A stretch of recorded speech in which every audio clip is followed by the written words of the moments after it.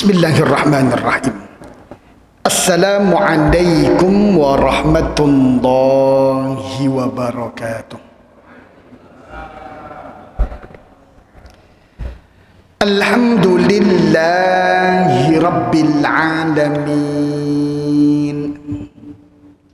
Nahmaduhu wa nasta'inuhu wa nastaghfiruh. وَنَعُوذُ بِاللَّهِ مِنْ شُرُورِ أَنفُسِنَا وَسَيِّئَاتِ أَعْمَالِنَا مَنْ يَهْدِهِ اللَّهُ فَلَا مُضِلَّ لَهُ وَمَنْ يُضْلِلْهُ فَلَا هَادِيَ لَهُ أَشْهَدُ أَنْ لَا إِلَهَ إِلَّا اللَّهُ wa asyhadu anna Muhammadar Rasulullah.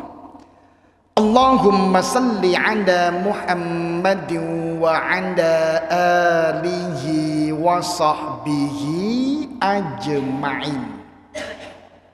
Wa qala Rasulullah sallallahu alaihi wasallam, man ghada ilal masjid la yuridu illa ayyata'allama khairan aw yu'allimah kana lahu ka ajri hajjin tamman hajjatuh.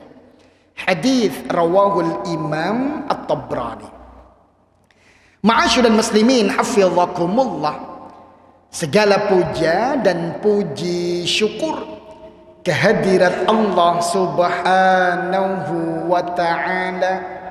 Salawat dan salam semoga selalu terlimpahkan kepada Nabi Muhammad sallallahu alaihi wasallam.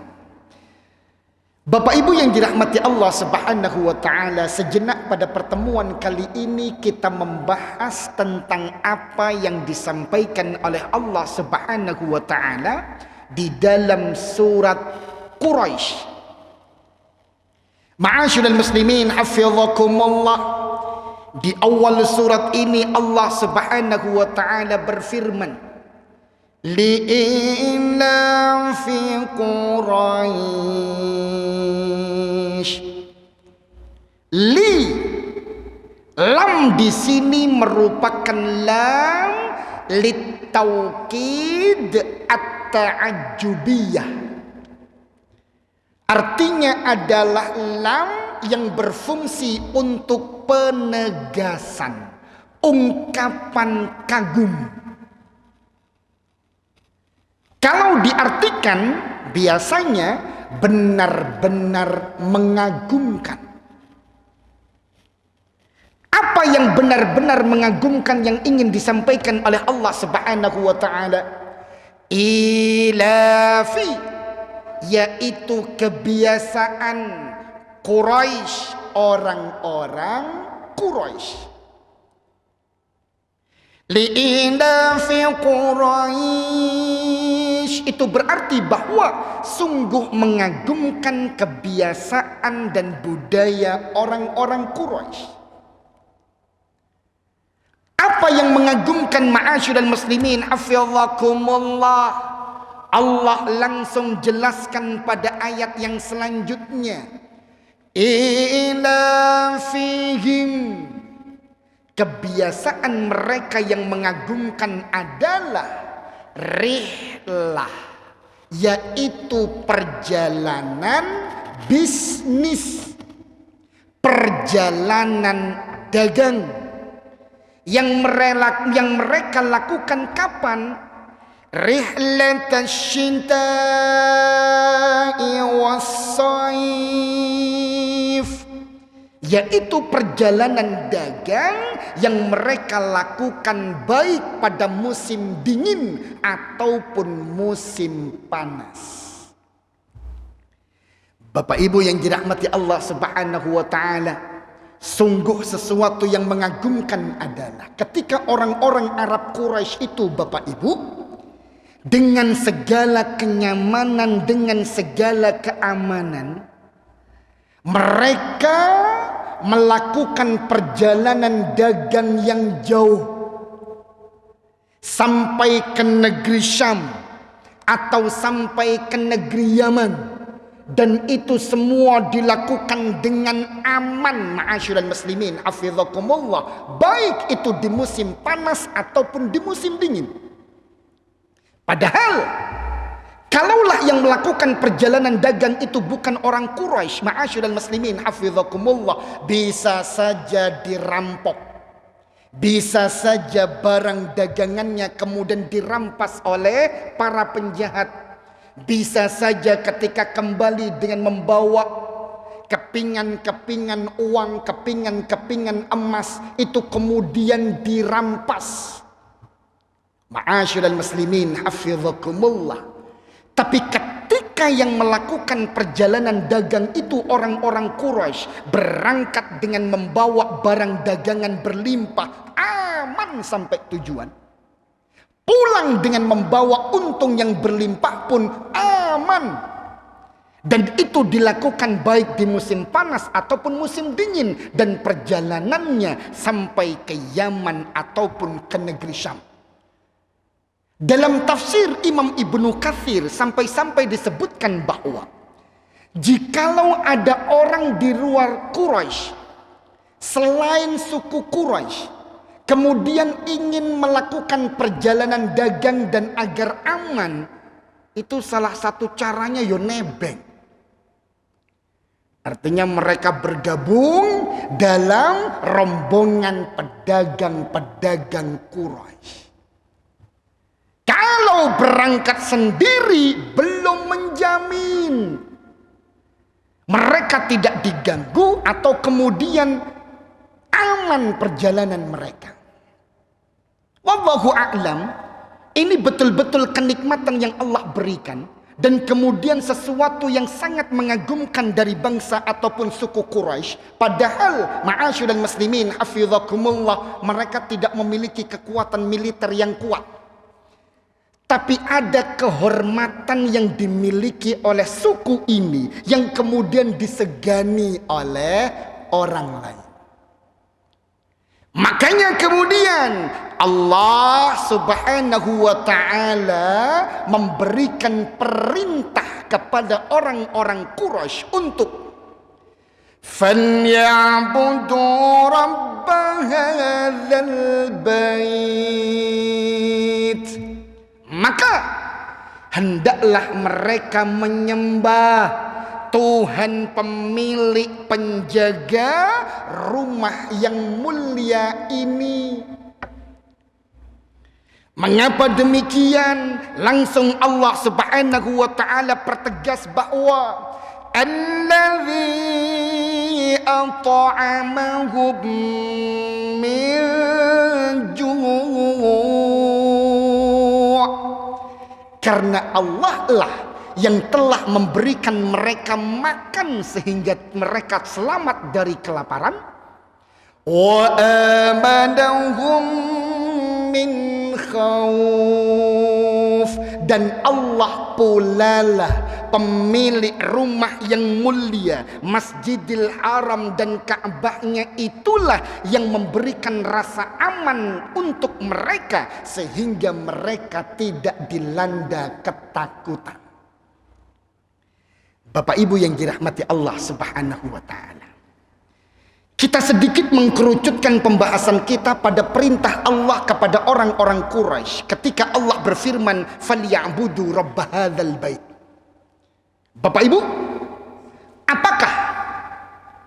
Pertanyaannya adalah apakah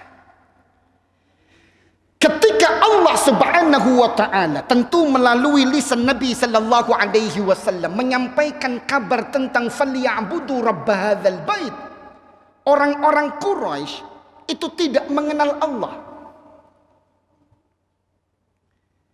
Apakah ketika ada perintah hendaknya mereka itu menyembah Allah?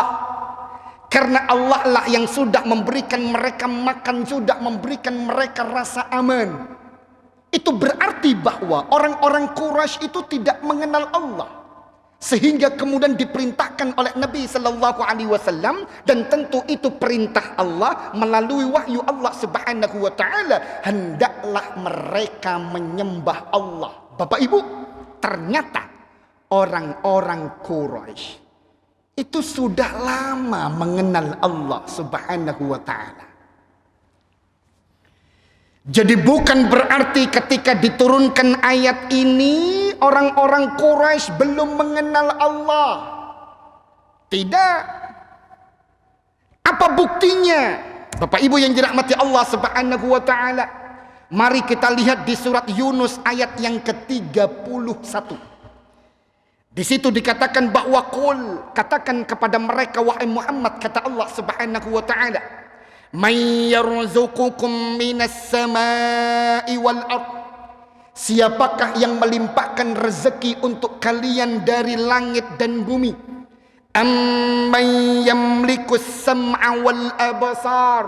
Dan siapakah yang memiliki sifat maha mendengar dan maha melihat? Wa man yukhrijul hayya minal mayyiti wa yukhrijul mayyita minal hayy. Dan siapa pula lah yang menghidupkan yang mati ataupun mematikan yang hidup. Wa may yudabbirul amra. Dan siapakah yang mengatur segala urusan? Kata Allah Subhanahu wa taala, ketika hal ini dipertanyakan kepada orang-orang Quraisy yang memang Nabi sallallahu alaihi wasallam di awal dakwah itu didatangkan kepada mereka, maka kata Allah Subhanahu wa taala, fasayaquluna Allah. Mereka pasti akan menjawab Allah. Berarti ma'asyiral muslimin hafizakumullah, orang-orang Quraisy itu sudah tahu bahwa Allah yang melimpahkan rezeki untuk mereka, Allah yang memiliki sifat maha mendengar dan maha melihat, Allah yang menghidupkan dan yang mematikan, Allah yang mengatur semua urusan. Orang-orang Quraisy itu sudah mengenal Allah. Makanya kemudian dikatakan faqul, maka katakan kepada mereka wahai Muhammad, jikalau sudah mengenal Allah, afala tattaqun, mengapa kalian tidak kunjung bertakwa? Sampai kemudian tetap diperintahkan falyabudu rabb hadzal bait. Ma'asyiral muslimin hafizakumullah.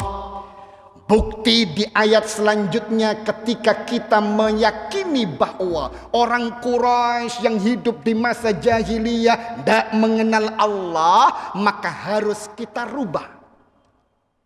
Karena orang Quraisy mengenal Allah sudah lama. Apa dalilnya? Wala in sa'altahum man khalaqahum. Kata Allah Subhanahu wa taala, dan jikalau engkau wahai Muhammad menanyakan kepada mereka siapakah yang menciptakan mereka, Allah lanjutkan, la yaqulunna Allah. Benar-benar mereka akan mengatakan Allah yang menciptakan mereka. Maka dilanjutkan di akhir ayat ini, fa anda yufakun. Kalau tahu mereka itu bahwa diciptakan oleh Allah, yakin ketika ditanya siapa yang menciptakan mereka, mereka menjawab Allah. Kok bisa mereka tersesatkan? Ma'asyiral muslimin hafizakumullah. Dalil yang ketiga bahwa orang-orang jahiliyah ketika itu memang sudah mengenal Allah, yaitu di surat Al-Ankabut pada ayat yang ke-63. Dikatakan oleh Allah Subhanahu wa taala, la in sa'altahum, dan jikalau engkau mempertanyakan kepada mereka, man nazzala minas samaa'i ma'a, siapakah yang menurunkan hujan dari langit?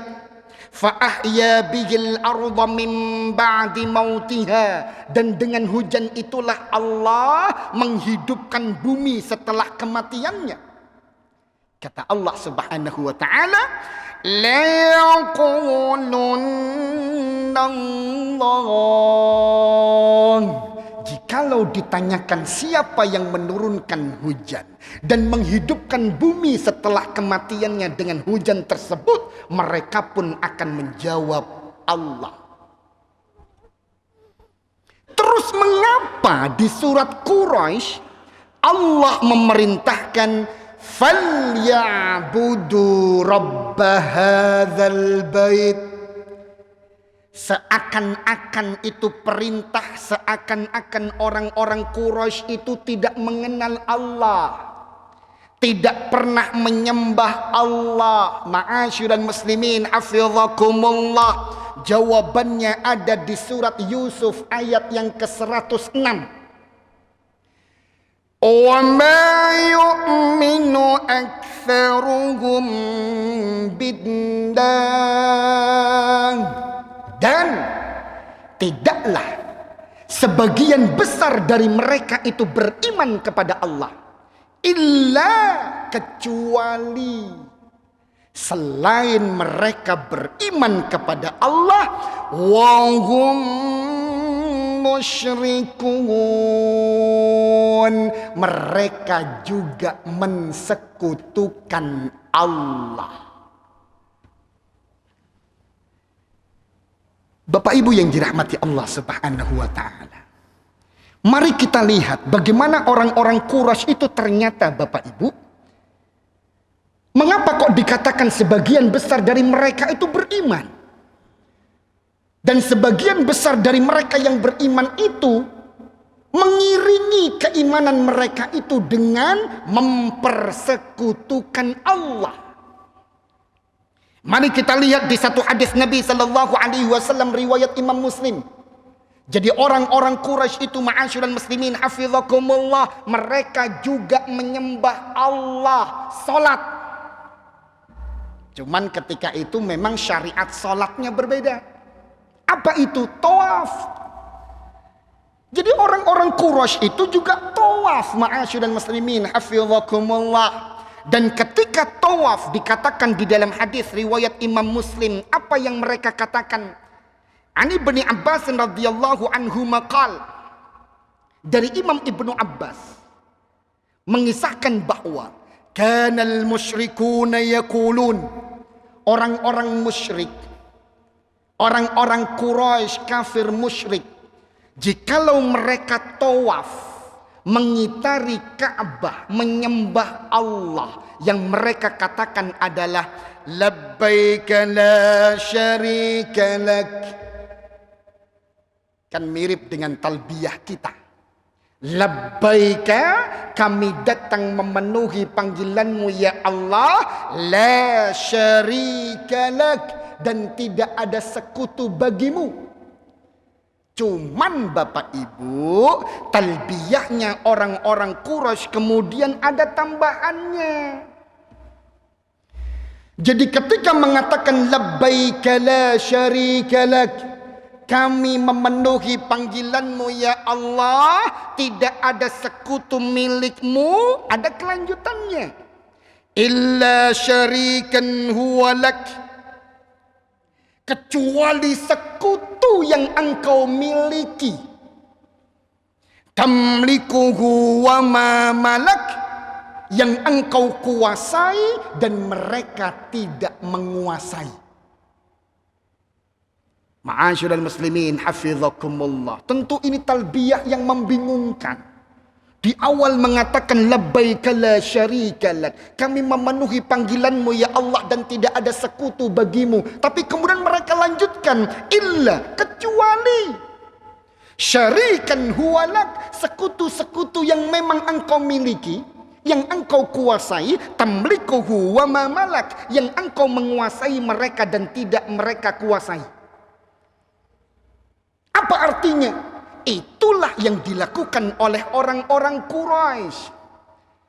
Di satu waktu mereka tawaf menyembah Allah Subhanahu wa taala, tapi di waktu yang lain mereka kumpul-kumpul untuk beriktikaf sambil mengagungkan batu putih yang mereka muliakan. Batu putih yang diyakini bisa mendatangkan barokah, yang bisa menolak bala, dan kemudian batu putih itu biasa disebut dengan Al-Lata. Kalau versi yang lain dalam tafsir Imam Ibnu Katsir, Al-Lata itu adalah kuburan. Kuburan dari orang saleh yang namanya Lata.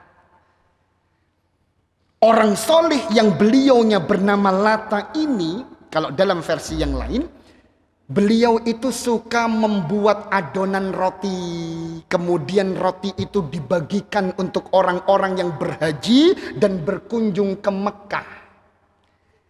Sepeninggalan Pak Lata, kita sebut saja Pak Lata, maka orang-orang kemudian rindu dengan kebaikannya, berkunjung ke kuburan Pak Lata.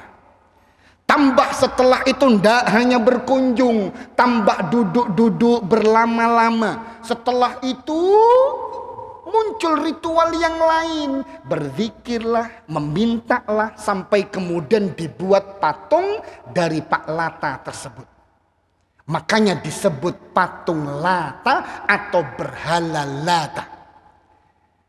Tapi kalau dalam kitab Fathul Majid, versi yang lain dari Lata adalah batu putih yang dimuliakan, yang biasa orang-orang kafir musyrikin Quraisy itu beriktikaf di situ dan memohon keberkahan. Begitu pula selain mereka tawaf, ma'asyiral muslimin hafizakumullah, tentu menyembah Allah Subhanahu wa taala, mereka juga duduk-duduk, kumpul-kumpul dan beriktikaf seraya ngalap berkah di sekitaran pohon-pohon kecil asyujairat. Yang asyujairat atau pohon-pohon kecil itu kemudian dibuatkan rumah-rumahan yang indah, disakralkan, disucikan, diagungkan, dan kemudian disebut sebagai Al-Uzza. Begitu pula selain mereka tawaf, ma'asyiral muslimin hafizakumullah, mereka juga ngalap berkah ke patung dan tanah yang mereka pahat sendiri dan mereka sebut sebagai Al-Manat.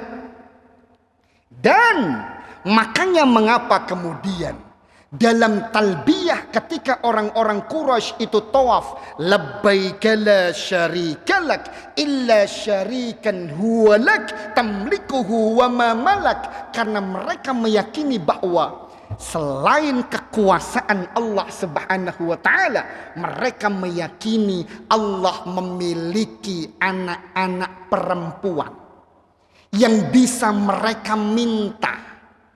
Dan itulah yang mereka sebut dengan berhala Lata, berhala Uzza, dan berhala Al-Manat.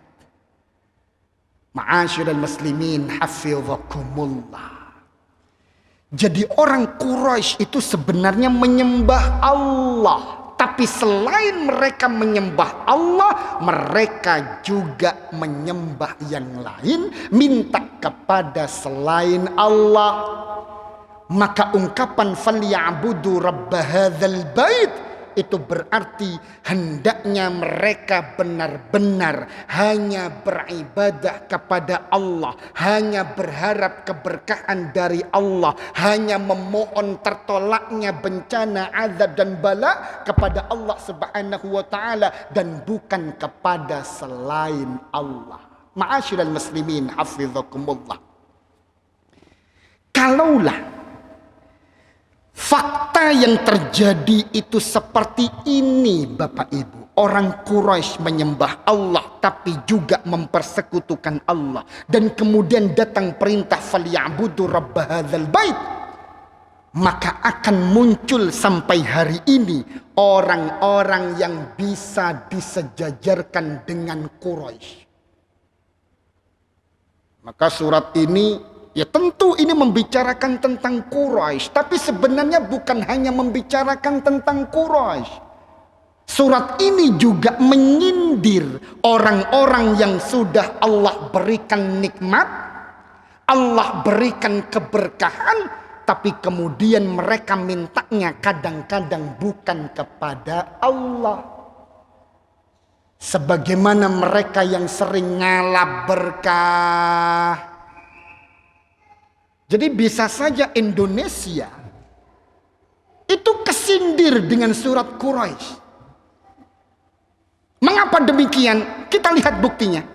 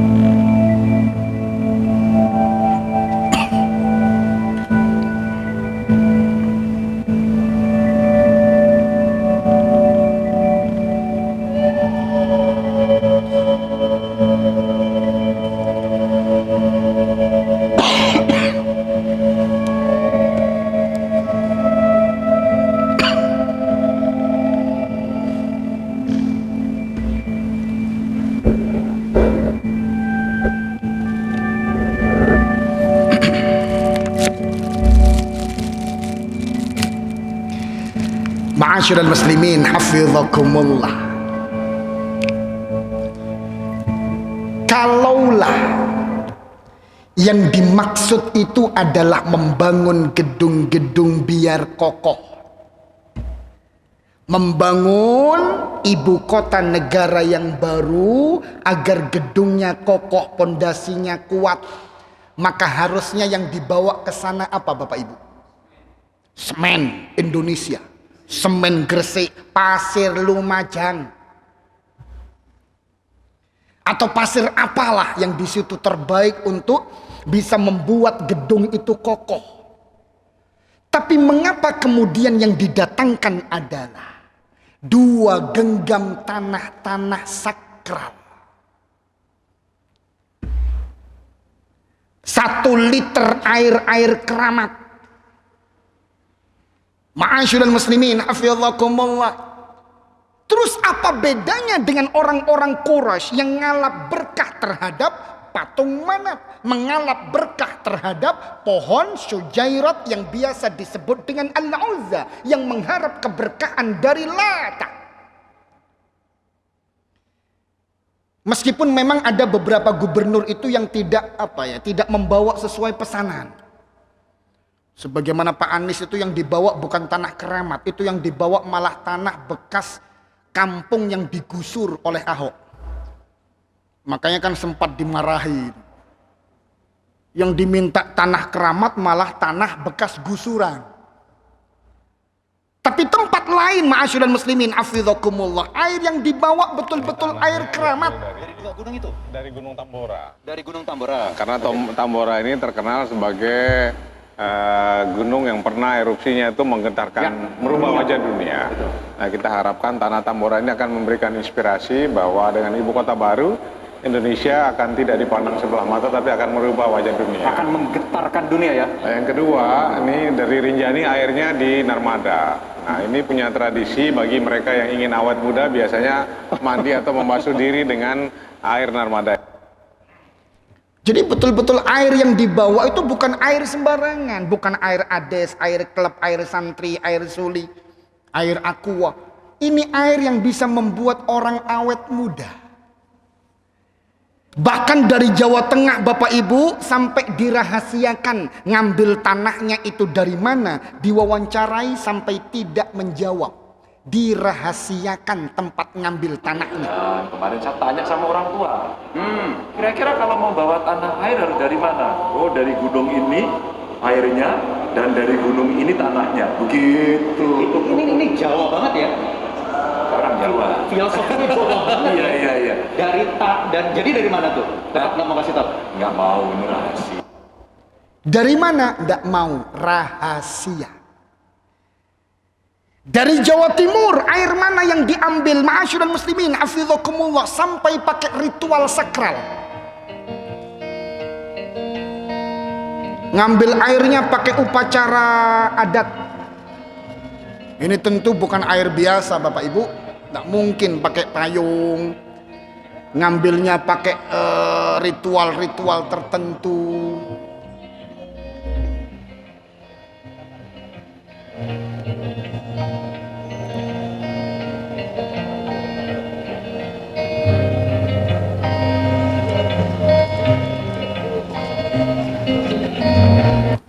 Ini air apa? Kok sampai ngambilnya seperti itu? Itu air apa? Ma'asyiral muslimin, hafizakumullah. Maka untuk orang-orang Indonesia yang mengamalkan amalan ini, tidak hanya untuk Quraisy, falyabudu rabb hadzal bait.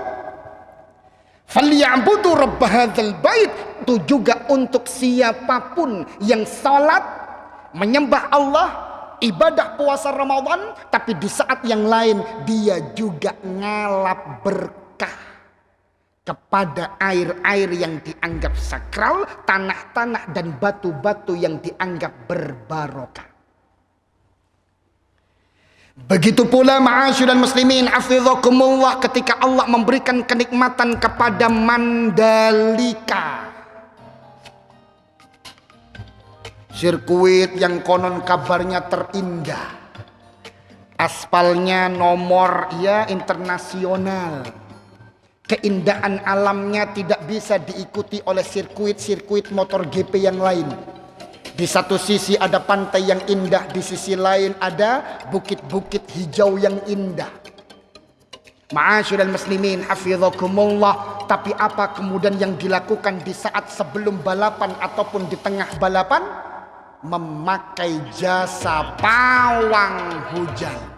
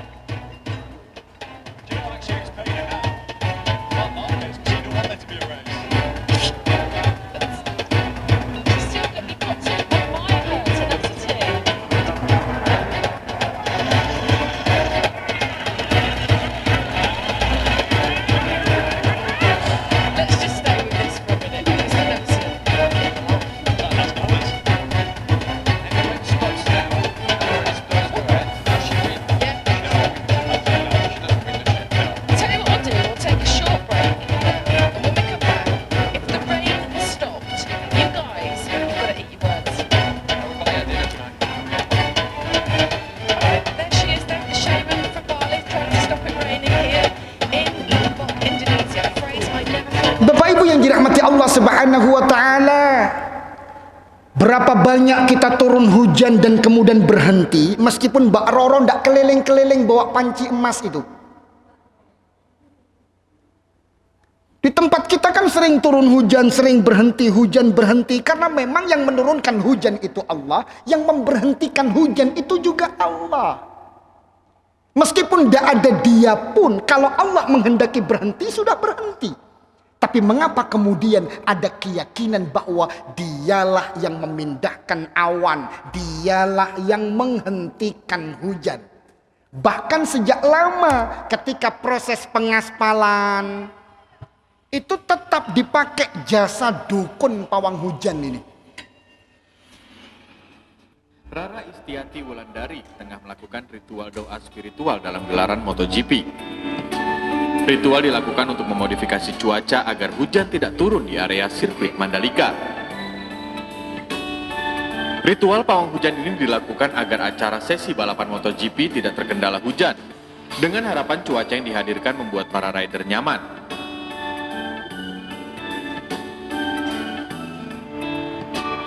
Pawang hujan meminta hujan di waktu pagi dengan tujuan membersihkan lintasan sirkuit. Selanjutnya ketika acara akan berlangsung, awan digeser ke arah barat sehingga hujan tak lagi mengguyur sirkuit.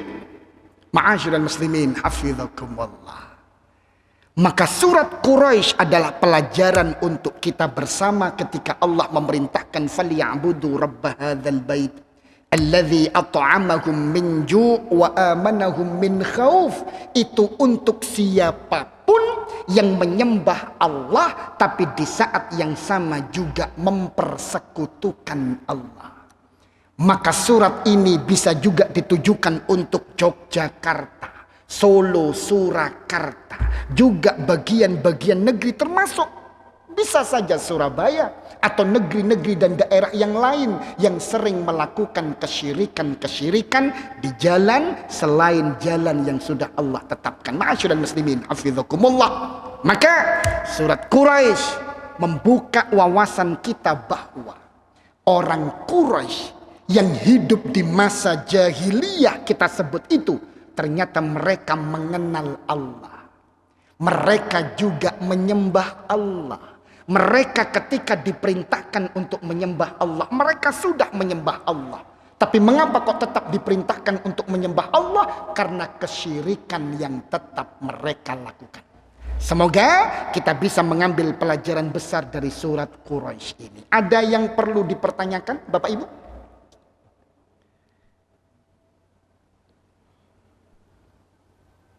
Tidak ada? Alhamdulillah. Kita cukupkan. Semoga bermanfaat.